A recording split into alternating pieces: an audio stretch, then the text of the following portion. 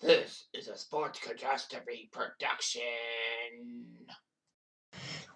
Hey there, how there, ho there. It's Jeff Cutter Diamond welcoming you to another Sports Catastrophe Birthday Boy. And the birthday boy for today, March the 7th, is a very talented tennis player who is also a coach, too.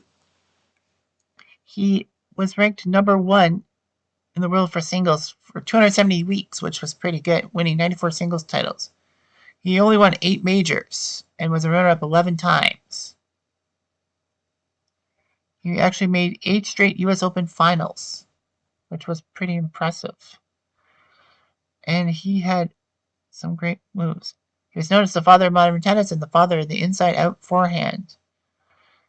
He knew what to do with his forehand and became a coach of several players, including Andy Murray, who he got to win 3 majors in his career. His name is Ivan Lendl, who is now 64 years old. So Lendl came from Czechoslovakia, from Ostrava. His parents were top players in the country, and his mother was ranked number 2 in the country. As a junior, he looked pretty good, winning the boys' singles titles at both the French Open and Wimbledon, and was the number 1 ranked junior player. After that year, he decided to turn pro and won 7 singles titles in 1980, his 3rd year of being a pro, including 3 tournament wins in 3 weeks, and was part of the Davis Cup winning team for the Czech Republic that year. He was the driving force with the country's team in the first half of the 1980s and would win the World Cup and all that. He would stop playing in Davis Cup, mostly due to the fact that he moved to the States in 1986. Regardless, in 1981, he looked pretty impressive and all that, but would relocate to the States by 1981. In 82, he put up 15 singles titles, which was pretty good.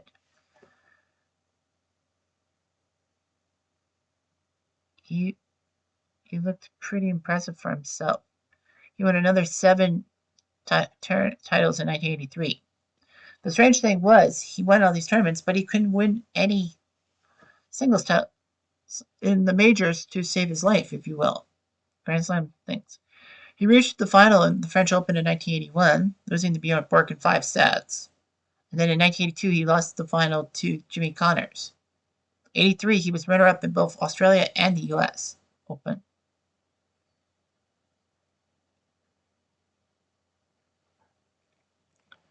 So, anyway, his prime years would come by 1984.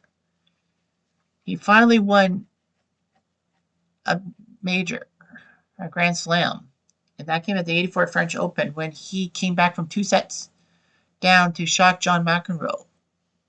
McEnroe was actually on fire and had not lost a match in 1984 and was looking to win another major. Of course, McEnroe made a ill-advised temperament problem that may have cost him dearly. But anyway, McEnroe would win the U.S. Open in 84 against Lendl, getting revenge on him. Lendl went to the 85 French Open final, losing to Mats Wilander, and then would face McEnroe again in the U.S. Open final, this time winning in straight sets. He looked pretty impressive. He wanted to win the Australian Open, but lost it to the semis to Stefan Edberg. But luckily for him, he won a pair of Grand Slams later on, in 86 and 87, both in France at the French Open. So that was huge. So anyway, Lendl had a good match winning percentage and all that, 90% for a few years. And regardless of that, from the 1985 U.S. Open to the 1980 Australian Open, he reached 10 straight semifinals, which was a record until Federer broke it. But in 1989, Lendl would start the year by winning the Australian Open over Miroslav Messer and defended his Australian Open title in 1990.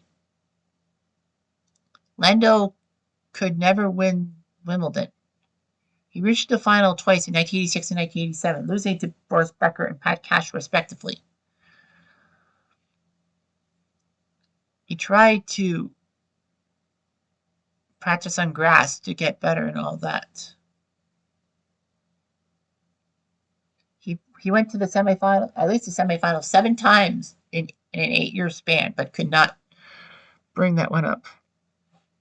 Lendl would skip the French Open to focus on Wimbledon, but lost in the third round to David Wheaton. The Australian Open in 92 saw him go to the final against Boris Becker, but lose.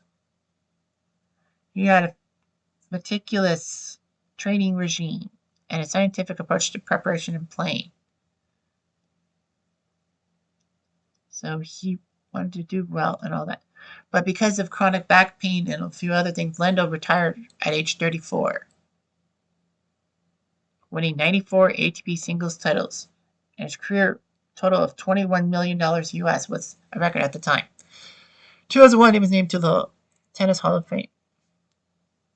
He would be in a couple of exhibition matches, and then Lendl would start to be a coach and was appointed to coach Andy Murray and improved Murray's maturity and consistency, giving him the U.S. Open title in 2012 and Wimbledon 2013, which saw Murray break that dreaded streak that no British male had won the title since 1936.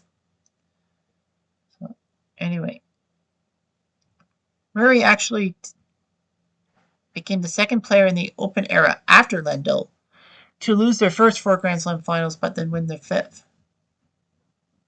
Lendl and Murray would end their 2-year partnership by 2014.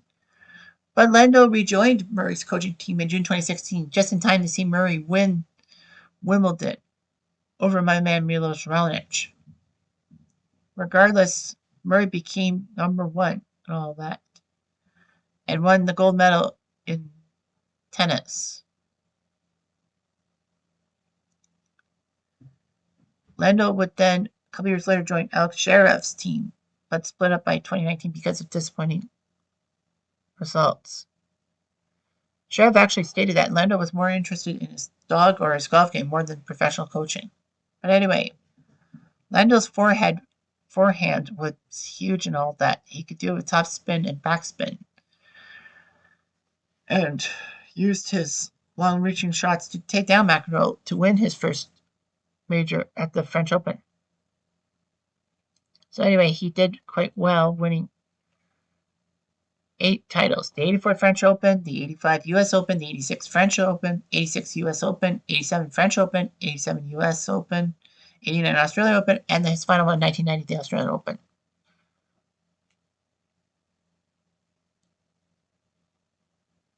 So yeah, Lendl did his job. He actually stands alone with a record for most consecutive indoor finals at events with 19.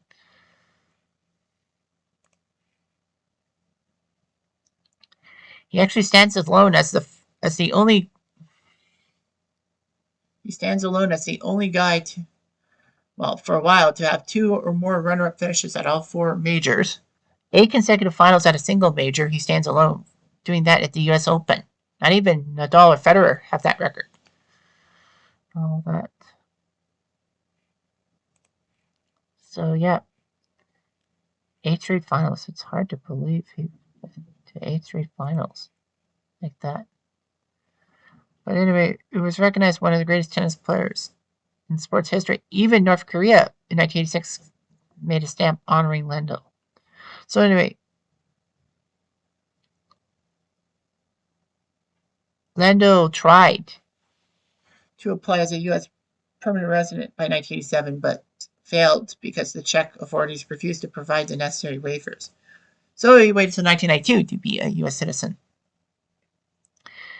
He married Samantha Frankel, having 5 daughters. No sons, but 5 daughters. 2 of his daughters were members of the University of Florida women's golf team. Another daughter was part of Alabama's women's golf team. So anyway, Lendl would take up golf after his tennis career and reached a handicap of 0, meaning that was pretty good. All that.